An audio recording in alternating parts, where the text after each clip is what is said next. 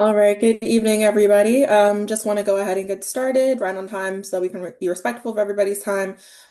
Just want to make sure, this is unmuted. Okay, just want to make sure that everybody can hear and see me okay. If you could put just give me a thumbs up, put anything in the chat, just so thank you so much. Okay, great. All right, so now that I know everybody can see and hear me, this is a recorded training. Of course, it would be uploaded to our Philadelphia MRC YouTube page where you can review this training later on at your leisure. If you have any questions, please feel free to either drop them in the chat or stop me at any time throughout the presentation. There will also be time for questions and answers at the end of this presentation as well as a quick little interactive knowledge check just to make sure everybody's on the same page. We don't leave any, questions unanswered, and that you all have a full idea of what these specialty subgroups are, how you can get involved, all those sorts of things. So before I, really dive in, I just want to say hi, good evening, everybody. Thank you so much for joining us. My name is Satori Gibson. I have the pleasure of being the Philadelphia MRC coordinator for almost about 7 years now. So it's been a utmost pleasure to serve with all of you. So thank you for being here. We're going to go ahead and get started. Everybody should be muted. Your camera should be off, but if not, please just make sure you do so you're not captured in the recording. And like I said, if you have any questions, just stop me at any point in time. All right. So welcome to the specialty subgroup training. So I'm sure many of you are like, what is this? What kind of training did I join tonight? So I'll let you know all about it. So this is just a quick overview and objectives of what at the end of this presentation you will have learned. So for starters, we're here this evening introducing the specialty subgroups, which has been in the works for a while. It's a part of our 4-year strategic plan for our unit. And basically, it'll enhance your experience as a volunteer. It'll allow you to be more engaged with more specific materials and knowledge in terms of trainings and different types of offerings that will come with joining these subgroups. So I'll talk about the overview of each subgroup, then we'll dive into specifics about each subgroup. We'll talk about the benefits of joining a subgroup, the associated deployments and the training opportunities that come once you join these groups, and then how you can register for something that we'll cover, which is called PA Train, which I promise we'll get more into later on. All right, so here's the introductions for our specialty subgroups. They're called specialty subgroups because they're a cadre volunteers who are trained and knowledgeable about a specific specialized focus. So our objective is over the next, the course of the next 12 months to a year, we will be launching a very tailored curriculum for these 3 specialized subgroups that will be outlined in our strategic plan. These subgroups are named Rapid Response, Radiation Response, and Community Outreach. I promise this will make a lot more sense as we go on throughout the presentation. Um, Joining these subgroups, first and foremost, is completely 100% voluntary. It is not required whatsoever. Just as you're not required to be an MRC volunteer, you do not have to opt into this specialty subgroup. This is just, if, as a volunteer, if you want a little bit extra, you want to be a little bit more engaged, a little bit more involved, you want to hear, specifically about a certain type of training, that fall within your interests or that align with your interests. So, volunteers who decide not to join these subgroups will face no penalty whatsoever. We will not hold it against you. It's the more the merrier in this type of situation and scenario. Each subgroup will have at least one core training that will be mandatory. So while joining these subgroups are voluntary, we will require volunteers who have joined these groups to attend at least one mandatory training. Now, that mandatory training just needs to be completed within the first year of you joining that subgroup. So that means from the time you decide to join, from a year after that, you will have completed this training. And I will get more into, what these trainings look like, what they consist of. This is not, you're not going to take a pencil to paper, or a pencil to paper kind of quiz. You're not gonna, have to sit through a 30 questionnaire or anything like that. You're just going to take a training, usually, and I'll cover this, they'll be offered virtually or in person. You'll be given a knowledge quiz or knowledge check, kind of like we'll do at the end of this. And if a certification or CEU, continuing education credit, comes along with that, you'll be provided that. And then that way you'll be able to update your Juvare Serve PA profile. All right. And then again, I'll highlight specifically what those mandatory trainings are for each of those subgroups. So, each training will provide knowledge and allow the volunteers, you, to access valuable information and also access helpful materials really vital to enhancing your experience and your skills and your knowledge when deploying for deployment, excuse me, or when, out in the field for deployments. But even if you haven't deployed before and it's something that you're thinking of doing, maybe not sure of, if you want to do yet, just because you don't feel like you had that training or that knowledge that you'd like to have before you get out in the field, here is a great opportunity to get all of that. These trainings, like I said, will be offered virtually. So our virtual mechanism, like you all are here tonight, is Zoom, and we will be also offering them on Train, which is again something I will cover later on in the presentation. Again, both of these virtual options come at no cost to you. And then the in-person trainings are also of no cost to you. Typically, if our trainings do require any small fee, for instance, our CPR training is in person, it's $3.40. Some of the trainings that are offered on PA Train, which again I'll cover, they may come with like a small fee, none of which is required whatsoever, and I'm happy to answer any questions you may have about that later on. All right. But yeah, so any mandatory trainings, like I said, each of the subgroups will have at least one mandatory training. Each of those mandatory trainings will be provided to you well in advance, at least 6 months in advance. So you'll have plenty of knowledge before, the training is scheduled. And then, if we're very understanding that, people are working, their emergencies happen. Things, life happens, right? So we understand if you can't make, the training. So if it's a virtual training that we're offering, that we're requiring for that subgroup, but you can't make it, let us know. We'll work with you. It's, like I said, this is very low risk type of thing that you're opting into. It's not, again, we're not having you fill out, a 30 something questionnaire. Just, communicate with us and we'll work with you and all will be well. But yeah, these mandatory trainings will again be provided to you well in advance, so they will come at no surprise to anybody. And once we have a regular routine schedule of these trainings, which we're hoping to, and we're also in the stages of finalizing, we'll provide those to you as well. And that way you'll have a standing calendar. The dates may, vary here and there, but you'll know like, hey, in May we'll be having one of the mandatory trainings for like community outreach, um, and so forth. So we're trying to make this as smooth as possible, very easy, and streamlined for you all. All right, so why are subgroups important? So subgroups, specifically in this instance, they're important because our unit as a whole really strives to continue to maintain a robust and ready cadre of volunteers. I mean, you guys know this. We like we like to host trainings left and right, as you can see. So what we like to do and what we're trying to do with these subgroups is really ensuring that we have a well-trained workforce who's ready to respond for a variety of different emerging issues that may come. We live in Philly, so if you know, you know. We just never, kind of can expect what will happen or occur in Philadelphia. But MRC has done a great job of making ourselves known. So, recently last year, or excuse me, the year prior, I wanted to believe it was last year, but the Super Bowl parade for the Eagles, we were there. We get requests for things all the time. We'll be at Broad Street, we'll be at Roots, we'll be heavily involved and all things fan fest related regarding FIFA this summer.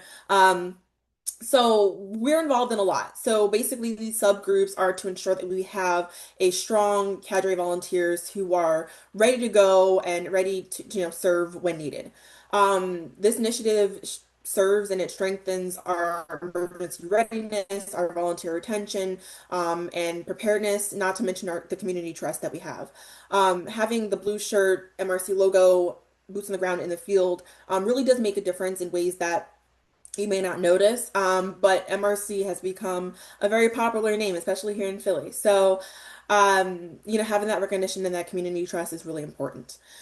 Volunteers also will have the opportunity to develop real world, it's always such a weird combination of words, excuse me, real world skills that apply beyond just the MRC unit. So that means you can take these skills that you've learned in these trainings, use them in leadership roles or within team coordination, even cultural competency, and so much more that will be covered in what we have to offer and what we plan to offer to you all. So why do we have these subgroups? It's not only to maintain readiness, but it's to ensure again that you can respond effectively and confidently. That's a big thing. We want to make sure that whenever we're calling upon volunteers to respond to any emergent situation or issue that may occur in Philadelphia, that you guys are confident in what you're being asked to do. And it's also to ensure that we deliver, safe and professional coordinated care to the communities when we are in those communities, which ties into heavily the cultural competency and, also inclusive communication. So there will be a lot of this material and subject matter provided and a lot of the trainings that will be given in each of these subgroups. All right, so the first subgroup that we're going to talk about in Diamond 2 is the rapid response group. So this is mainly a subgroup that consists of clinical volunteers, and that's mainly just because, we love all of our volunteers, don't get me wrong. This is just mainly because, as the picture is a prime example of, when volunteers are called, or what MRC, excuse me, is called in general to respond, and a rapid response at that, typically they're looking for clinical response because it's a situation, I'll use COVID as an example, where there's just not enough time to get clinical workers to the site that needs to be served or to the community that needs to be served. And so that's where MRC comes into play because we know we have MRC volunteers in South Philly and West Philly, right here, in Center City, in North Liberties and Fishtown.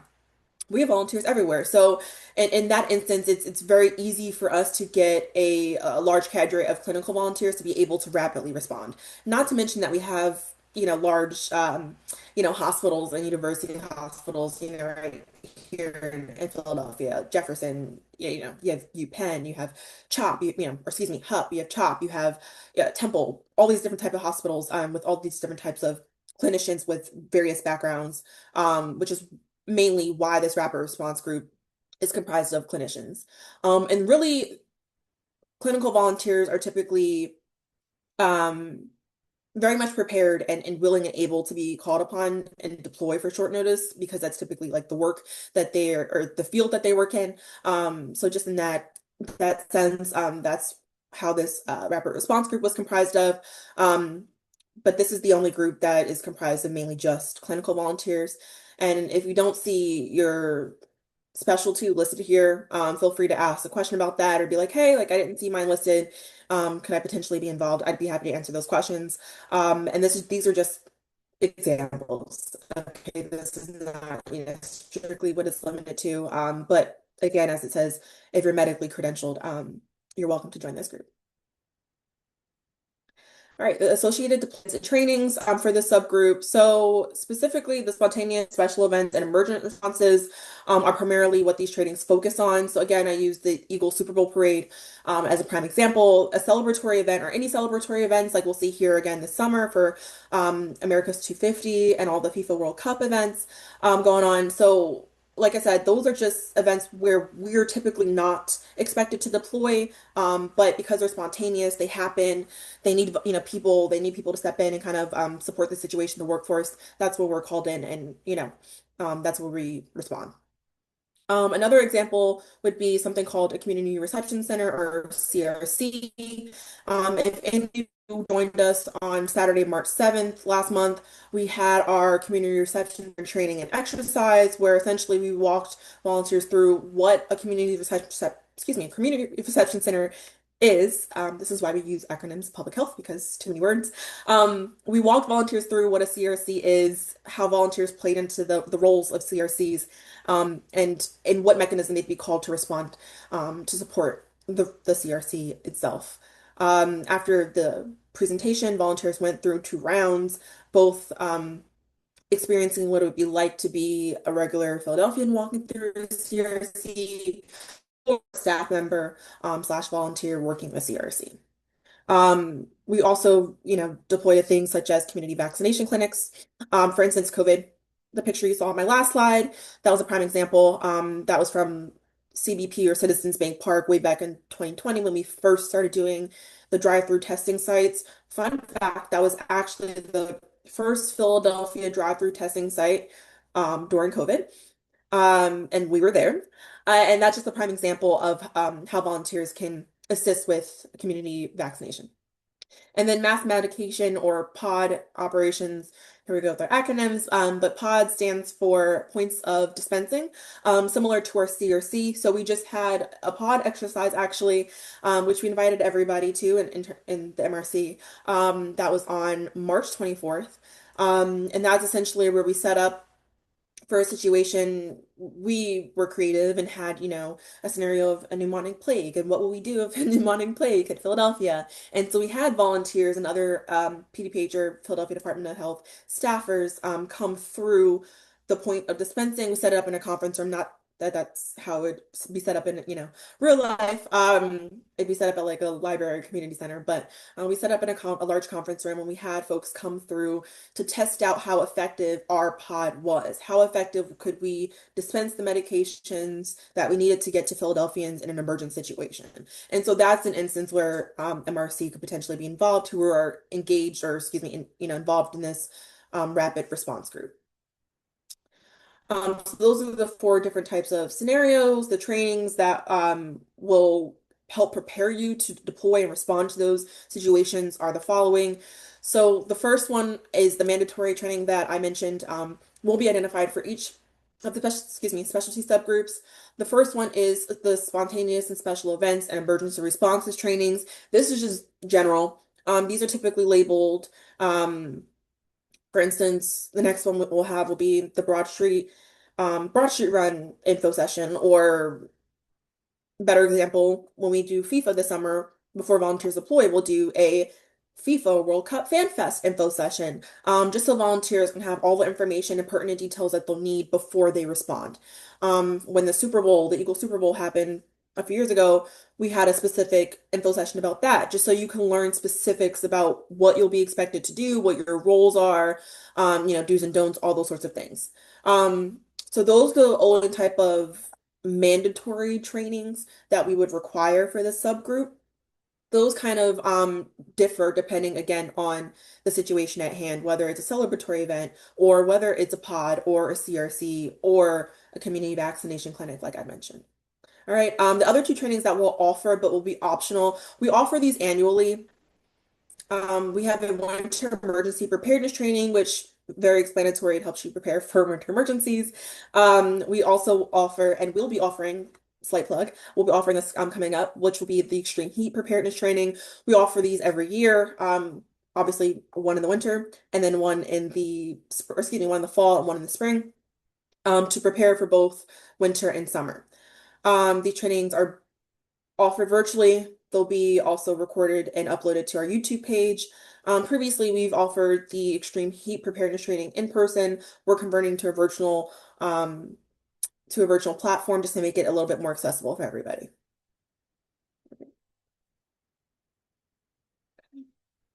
All right, so now we're going to move into radiation response. So the mission of the radiation response group ultimately is to support PDPH in response to obvious radiological and nuclear emergencies, which we hope never, ever, ever, ever happen in Philly. But we don't live too far from, I think it's 3 Mile Island. Try not to think about that.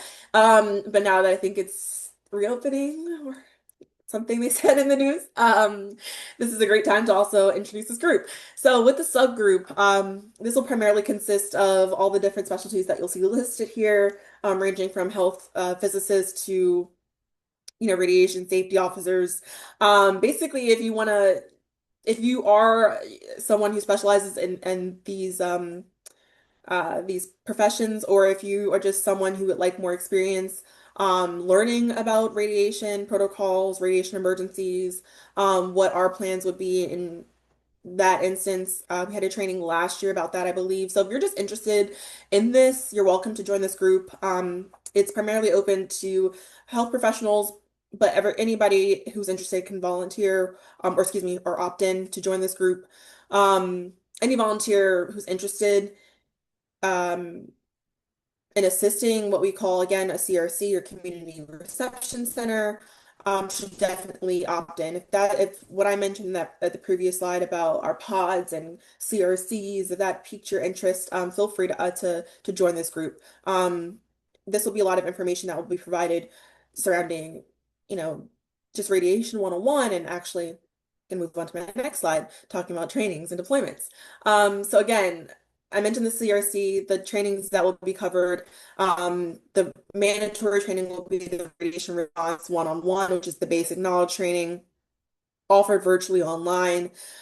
Here in the very lovely background is a video of what we call an MRC behind the scenes, which our lovely workforce specialist Sonia videoed for us, and she recorded this during our last CRC pod. So you can actually kind of see the behind the you can see the behind the scenes of what it looked like that day when we were there. So you have the front desk.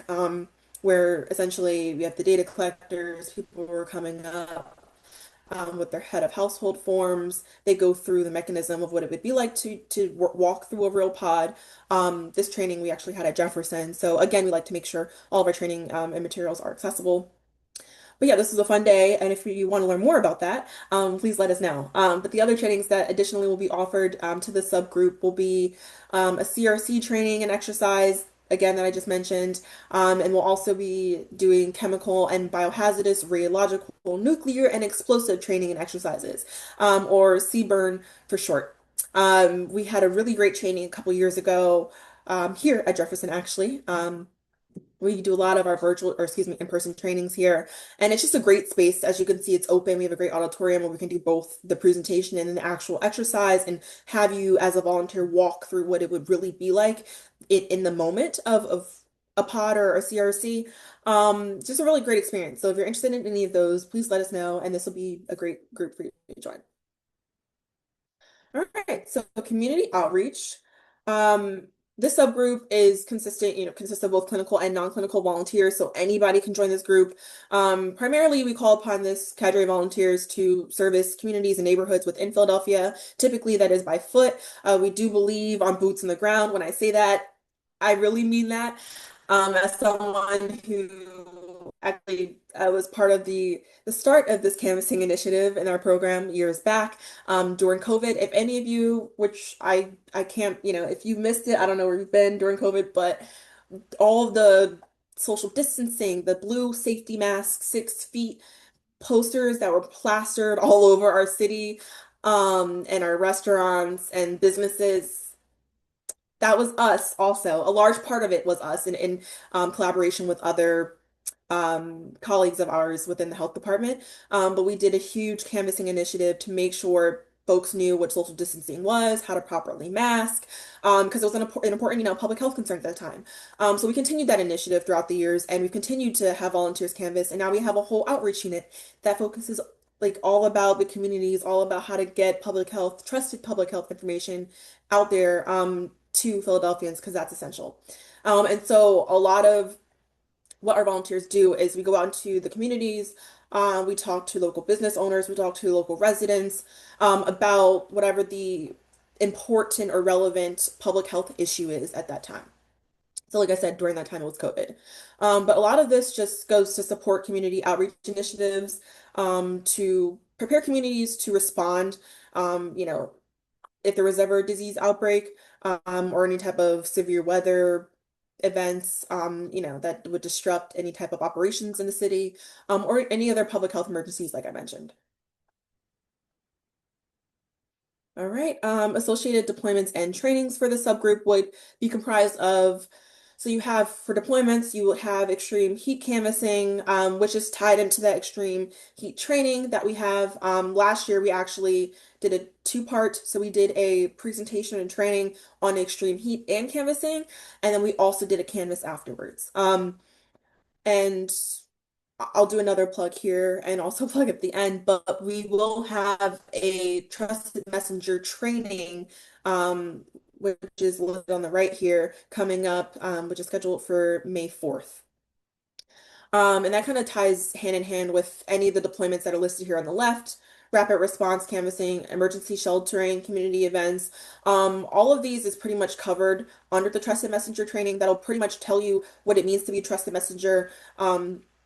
Basically how to communicate with folks in the community, how to be culturally competent and aware of your surroundings, how to speak confidently and professionally about public health topics like extreme heat, or emergency sheltering operations, or whatever the pressing issue is that we're out there to canvass for at the time.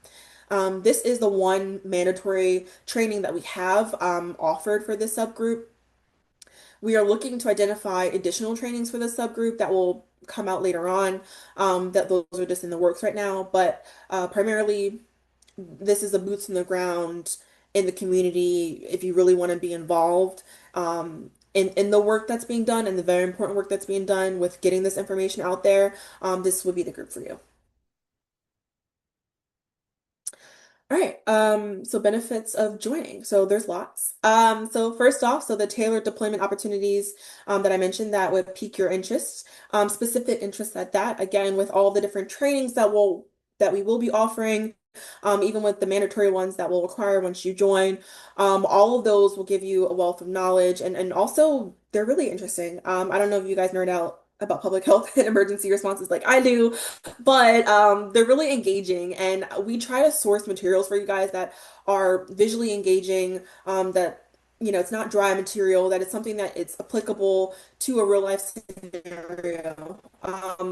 I myself try to make our presentations, our trainings as visually engaging as possible because I know, it's Monday evening, 6 to 7 p.m. It's like, but you're here hopefully something on the screen is capturing your attention while you're listening to me talk about the important things of this presentation. But that is just to say, with all of the things that we provide to you in terms of training materials and engagement materials, we try to make them as user friendly and as viewer friendly as possible.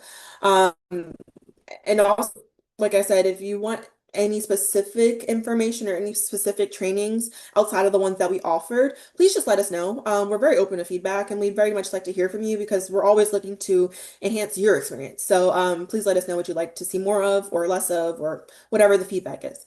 Brings me to my second point. So another benefit is it offers you the opportunity of exploring different areas of public health at a very low risk setting or in very low risk settings. It's that none of this is obligatory. This is all just for your knowledge, for your, your peace of mind. This is, you're here tonight because you want to be here. You'll join those trainings if you want to join them. We're not pushing this out as like saying, do this, you have to. This is just another tool for you to be a better person, a better professional, a better friend, a better neighbor, whatever. None of this knowledge can potentially go to waste. All of this information is good to know. We don't like to bring anything to you that is not potentially applicable. So yeah, and again, low risk. So like I said, if you can't make it one night or if life happens and I don't know, your kid's sick or hey, it's been a really long day, I kind of want to go to happy hour or whatever. Live your life. Totally fine. Let us know, communicate that with us, and we'll work with you. Again, for the mandatory required trainings, please just again be a little bit more direct with us, so that we can specifically work with you on that, because those will come with knowledge checks and surveys, things that we will track and record, to make sure that they were completed. So, but again, in general, very low risk, and non-obligatory. So, sorry, I have a furry child that's needy intention-wise. Okay, so access to related trainings from subject matter experts and qualified professionals that are offered online and in person. Again, we like to make sure everything is accessible to you. So a lot of these will be offered virtually. Our in-person trainings are offered either in Center City. Actually, they're all offered in Center City, so no worries there. And typically, when they are offered in Center City, they'll be held and hosted at our office building, which we do provide this kind of parking, and it's a really nice training room. We try to make it as welcoming and fun for you guys as possible. We do giveaways at in-person trainings. And it's just a really good experience, and we like to provide hands-on training as much as possible. So, and then any of the virtual trainings that I mentioned, or that will be provided, again, they'll be recorded, they'll be uploaded, and they'll be shared and accessible to you via an online platform. And then last point is online trainings excuse me, specifically online training resources with valuable information will be offered to you, in addition to helpful materials that will inevitably, just enhance your knowledge and skills as a volunteer. And a lot of those skills are necessary for potential deployments. So, so okay, so what is PA training? We will have a specific training about this. I won't dive too much on this. Um, but and we'll upload this again and we'll send this out to anybody who opts into these subgroups. But essentially, it's an online platform, and you can see on the left side here, that's just a screenshot example of it. It's an online platform that's a training resource that's designed for public health professionals, and your everyday person who's just interested in public health. It offers certificates, continuing education credits, a lot of fun, free things mostly. And what's really cool about this is it's proven and it's reliable to have trusted information for over 20 years, specifically about public health information. So it's a very trusted resource. It's cost effective, as I mentioned, with most courses available at no cost. All of the courses, if I believe there's only one that is this platform that will require is what the mandatory training is free of cost. It will cost nothing to you. We do source low cost to no cost trainings for you all, because you give your time to us at no cost. So we just like to give back. Um, Very cool thing about this platform, though, it has a variety of trainings. I mean, once you start looking through the course catalog, you can be going down a rabbit hole for a couple of minutes. It really does pique your interest in a lot of different ways. Some interests you may not even know that you had, but you may look at it or read a title and be like, oh, that kind of sounds cool. Some of the training materials you see vary in terms of relevancy. So some of them are a little bit outdated. The ones that we'll provide to you will be relevant, and they'll be the most updated materials and information. And ultimately, the certificates and CEUs and the things that you obtain from this platform will just, strengthen your resume, expand your knowledge base and your skill sets. And what's really cool about this is, and this will be covered in the more in-depth training that we'll provide, oops, excuse me, that will provide about this. What's really cool about this, and actually, that's perfect cue for me to go to my next slide, is when you register. So after you create an account, which is the first step, obviously, once you register, you create your account, you're going to sign up with that same email that you're using for your Juvare ServPA platform. And when you sign up with that same email that you use to register for Juvare and ServPA, after you complete a course, the certificate automatically will upload to your Juvare ServPA platform. It'll automatically populate as a part of your profile, and we'll be able to see that, which is really cool. If we do offer something that provides a certificate or CEU that's not a part of that platform, we will ask you to upload that yourself, or we will do it for you if we're able to. But the really cool thing, again, about this platform, it does it for you, which we love. So this is the QR code. Feel free to scan that if you're able or if you're free. You don't worry, we'll send all this information out and we'll have a specific training about this. But this QR code will take you to the website. If it doesn't work, please let me know. I did test it out, promise. But it'll take you to the website where you can start to create your account. It should be able to walk you through the exact steps. Again, we will provide you with all this information, so you do not have to do this now. It's just if you want to, capture the link, you'll have that. And yeah, if you have any more questions about that, feel free to let us know.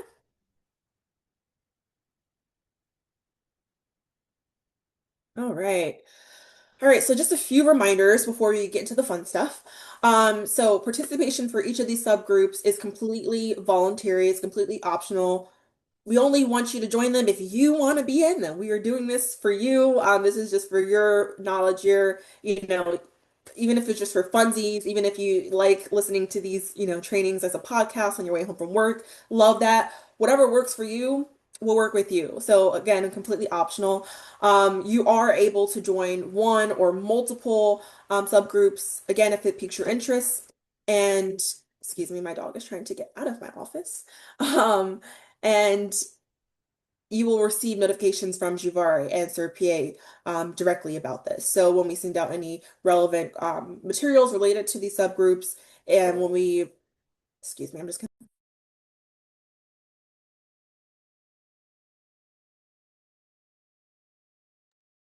apologies. When we send out any course related materials or anything related to trainings or information about these subgroups, you'll be notified via ServPA/Juvari. And then moving on to our last slide, I believe. If you have any questions, feel free to contact us. You guys can email us. We do have an MRC phone. it was out of the works for the past, I think, week or so due to some IT issues, but we are getting that resolved. So our phone will be back up. So feel free to contact us. Feel free to connect and link with us on LinkedIn.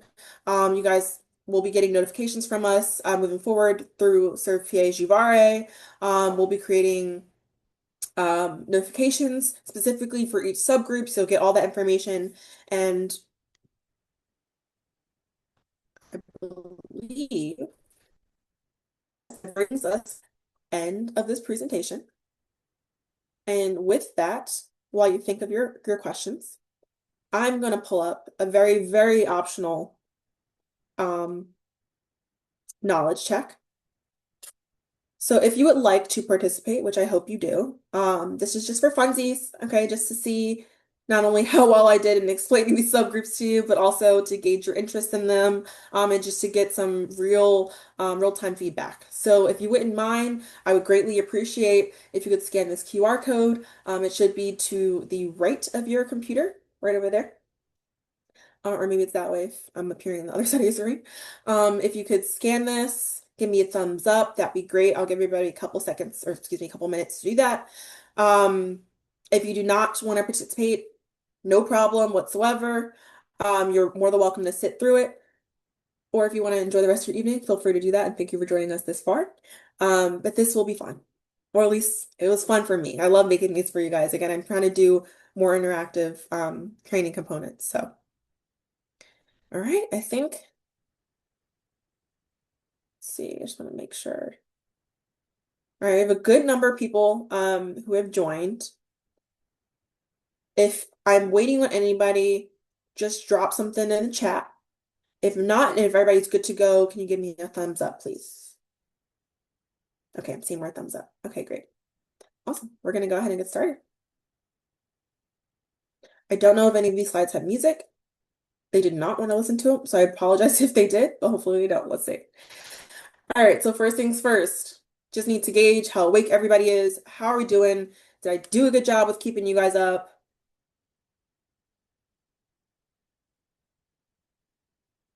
Anybody need more coffee? I know it's 6:37, but we don't judge. We listen, we don't judge.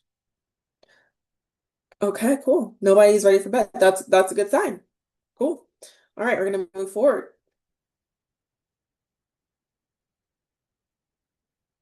All right.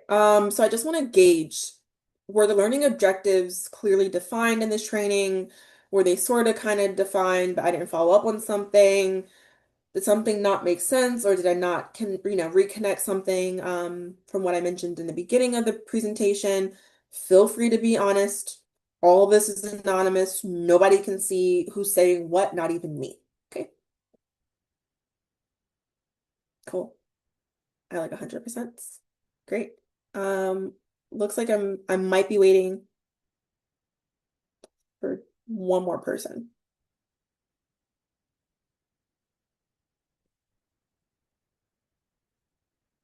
If not, I'm just gonna assume that I hit everything and I did perfect. Okay. I'm just gonna assume that you also said 100% yes. Thank you. Okay. Select the statements you agree with. I'll read them aloud. The training pace was good. The presenter was able to answer all of my questions, though we haven't necessarily gotten that far. Note to self. The training material distributed was informative and useful, or none of the above. Again, be as honest as you'd like.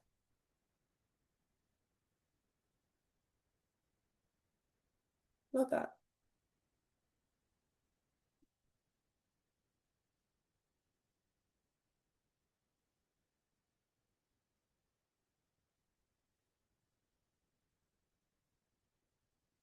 Okay. Awesome. Okay, great. Thank you guys so much. Appreciate that. All right, so I want you to think really, really hard. How many specialty subgroups are there? Is there just one?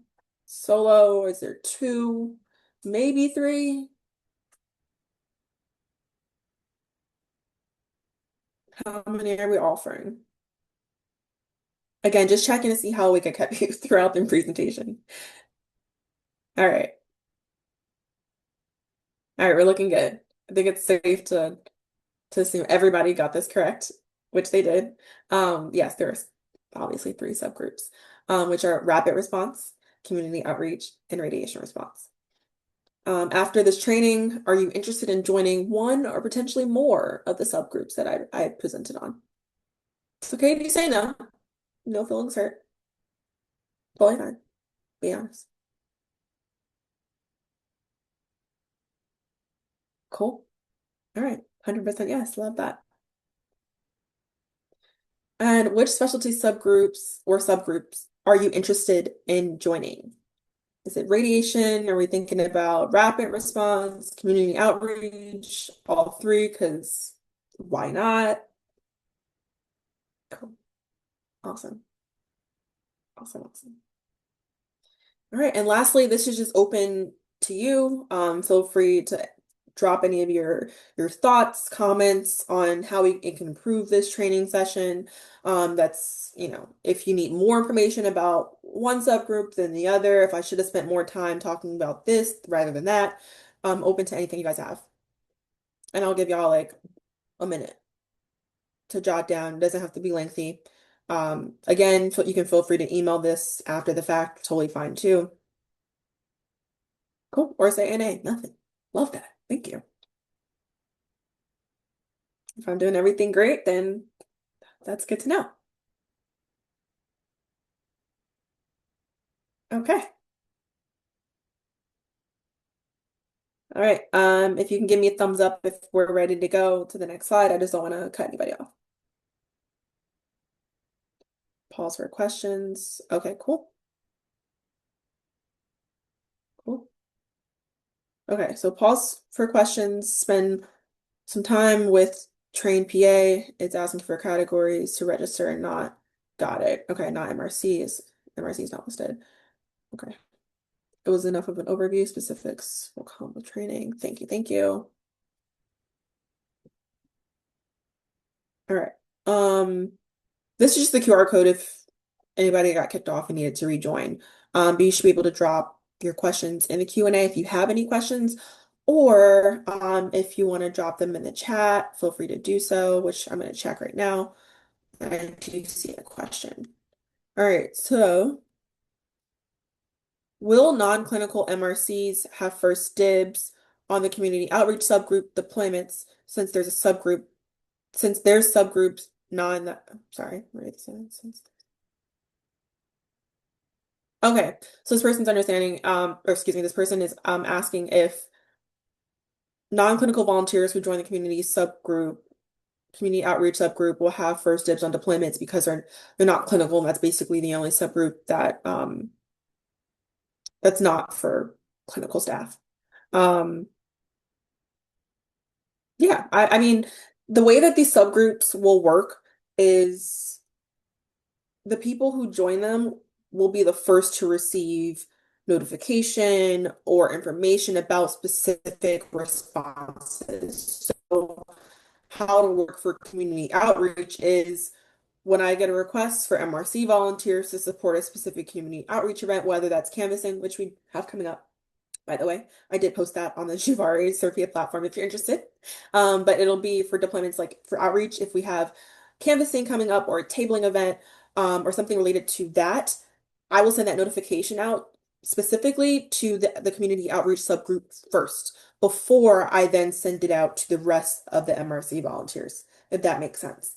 Another example is for the rapid response group, which I really hope we don't have to call upon anytime soon, like this summer. But there are speculations that, after thousands and thousands of people have large gatherings for celebratory events like FIFA, like, America's 250, that our flu season next year will probably be a little bit worse. There's speculations of that.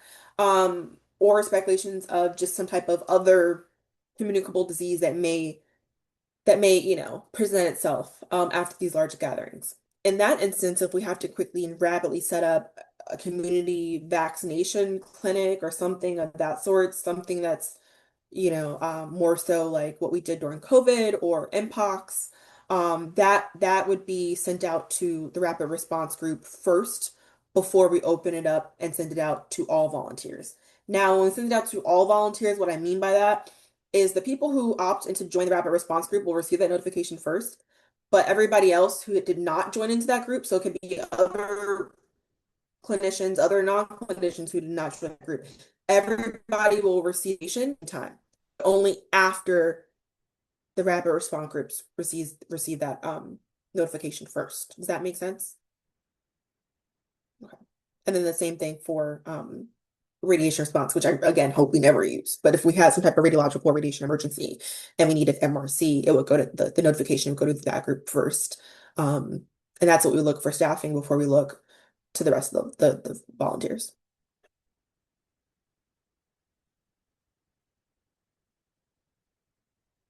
Oh, okay. Um, Sorry, maybe I misunderstood your question. So, okay, so we understand that a lot of our volunteers are either um in school, so pursuing, a clinical license or like med students, or who may have a profession that was not listed on that slide. Um, our guidance and guidelines in terms of vaccinations are strict, and it comes from our medical standing orders, things that have been put in place.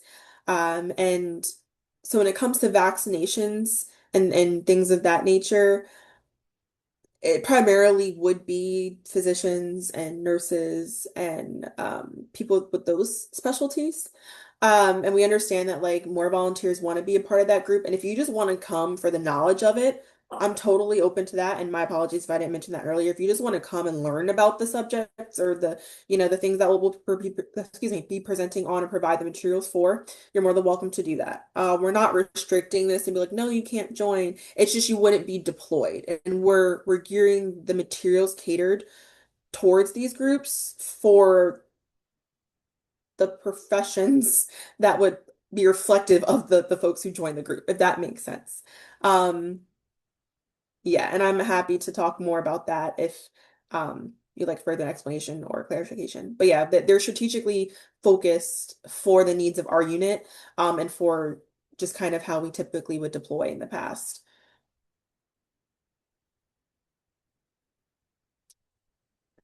Right. Any other questions? And thank you, Marlon, for the clarification. Okay. Well, there's no other questions. Again, I greatly appreciate you all spending your Monday evening with me. The training will be recorded and will be available hopefully before the end of tomorrow. I'll have it uploaded to the Philadelphia MRC YouTube page for you all to review. Additionally, we will be sending out materials related to each of the subgroups for those who decide to join them. We will also be sending out a survey to you all so that you can join the subgroups. Actually, if you would like to do it now, I'm more than happy to pull up the QR code that you all can scan.